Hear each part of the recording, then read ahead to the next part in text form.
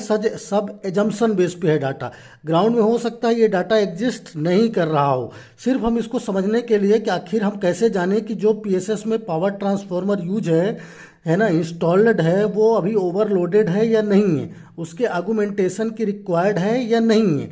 ठीक है, तो ये देखिए, ये यहाँ पर आपका क्या हुआ, सर्कल हमने लिख दिया, डिवीज़न का नाम लिख दिया, सब डिवीज़न लिख दिया, सेक्शन का नाम लिख दिया, और ये मानिए पीएसएस आपका क्या है, 33/11 का आपका सब स्टेशन है मेडिकल के नाम से। ठीक है, अब ये जो मेडिकल सब स्टेशन है इसमें कितने, 3 पीटीआर है। पहला पीटीआर 1 है जो 1x5 है, पीटीआर 2 है 1x8 है, पीटीआर 3 है जो 1x10 है। मतलब यहाँ पर आपका ये एक 5 MBA का, एक 8 MBA का और एक 10 MBA का, वो ये दिखाया हुआ है कि पीटीआर 1 5 MBA को फीड कर रहा है, पीटीआर 2 आपका 8 MBA का और पीटीआर 3 10 MBA का। ये यहाँ पर उसका सीधा सा लिखा है 5, 8, 10।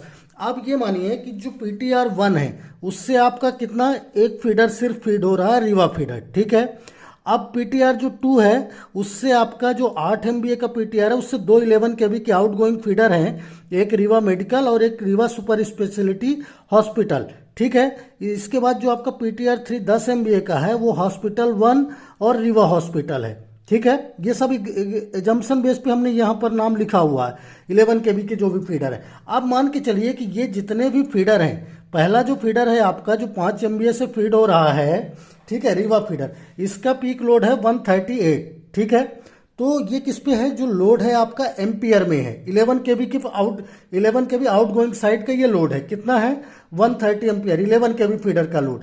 तो आखिर हम कैसे जाने कि पीक लोड कितना है पीटीआर पर, ठीक है ना, 11 kV साइड। तो देखिए इसके लिए आपको क्या करना पड़ेगा, √3VI और डिवाइडेड बाई आप 1000 कर दीजिए तो आप MBA में कन्वर्ट कर देंगे, सिंपल सा।